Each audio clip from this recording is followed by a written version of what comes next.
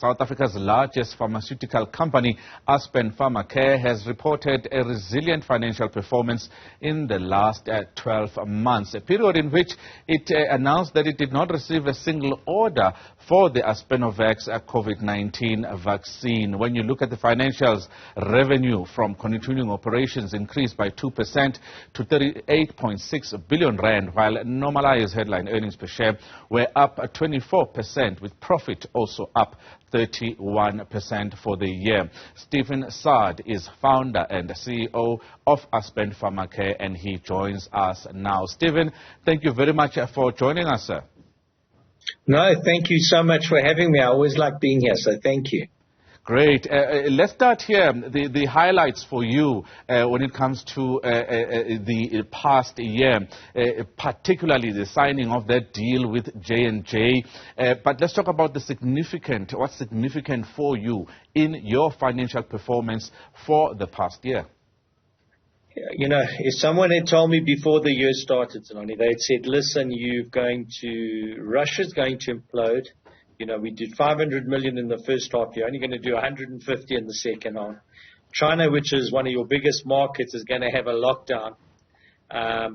And you're going to have a currency impact of maybe R1 billion on your sales. I might have told you then I don't want to be sitting here now. So I really liked your description of a resilient performance. Yes. I mean, incredible set of results in the circumstances. And I can't understate the impact of inflationary and cost pressures. You know, if we just the freight costs within Aspen in the second half of this year went up 225 million just in the half.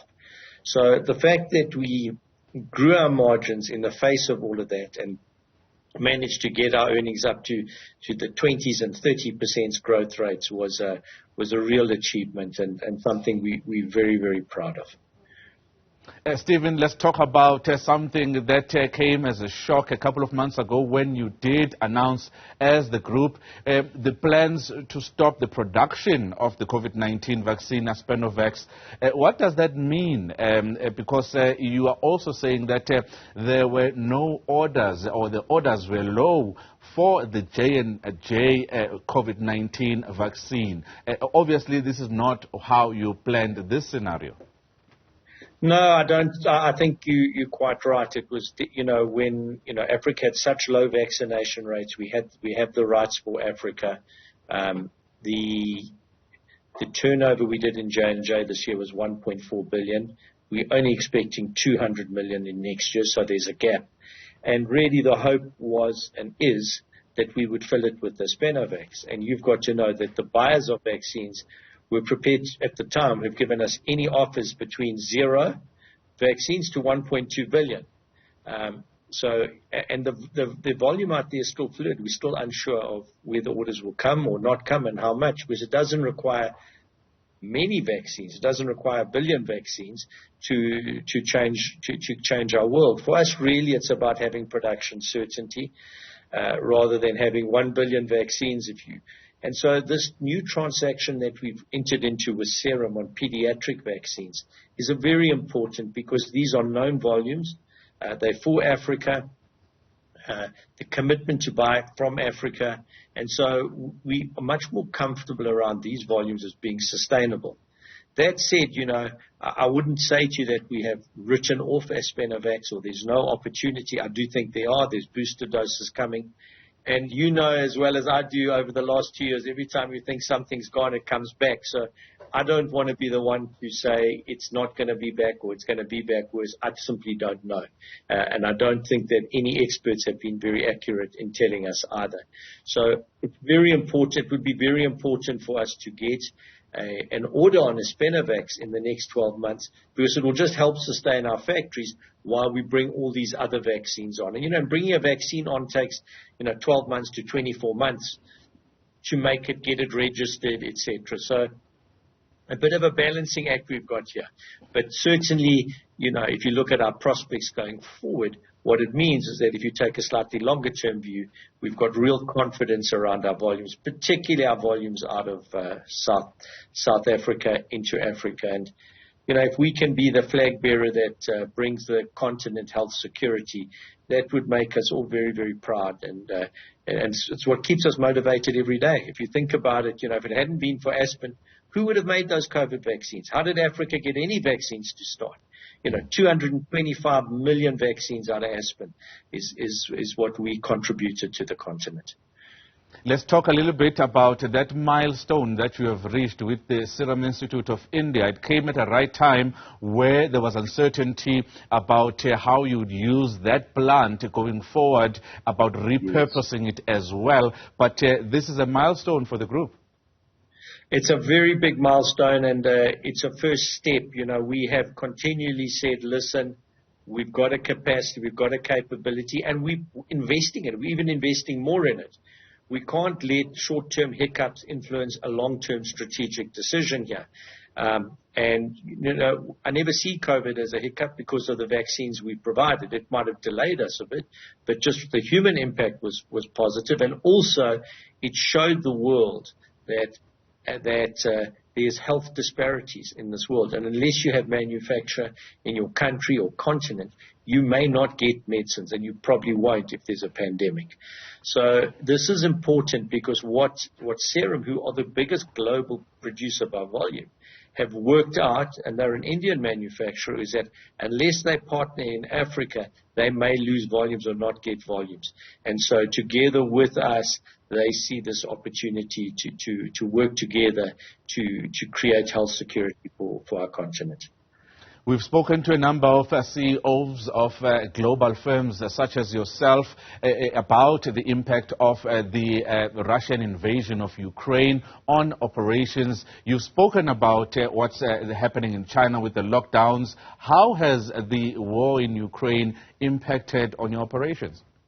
Yeah, it's had a terrible impact for us. Remember, Aspen's got very big facilities across Europe as well. We've got 3 in the Netherlands, 1 in Germany, 1 in France.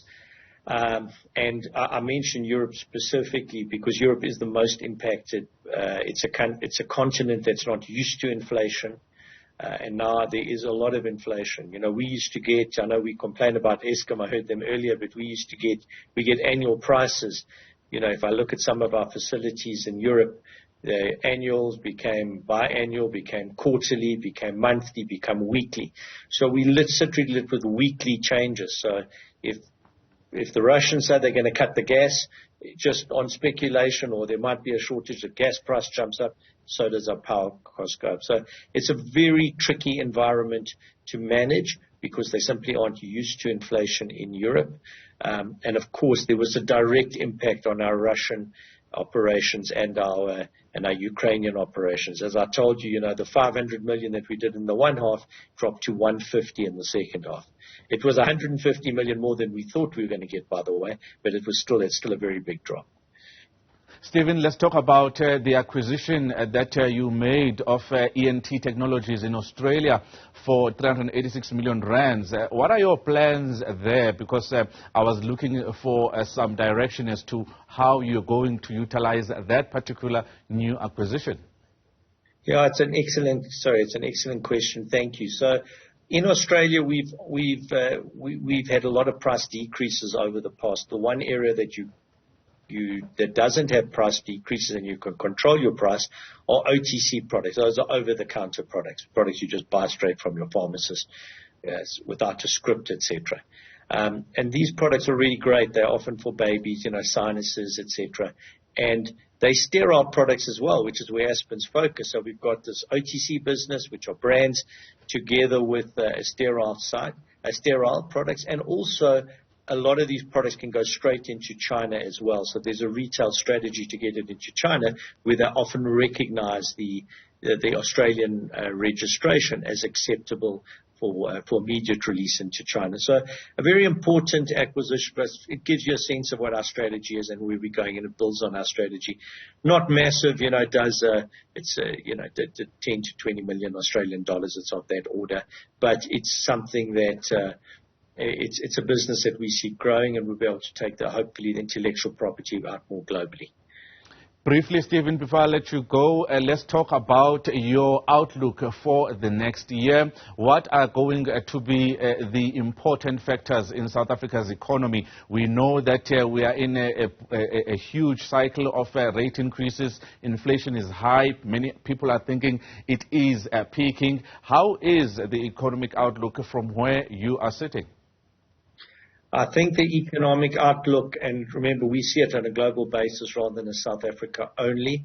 I think on a relative basis, South Africa is in a decent position. One, we are used to some level of inflation.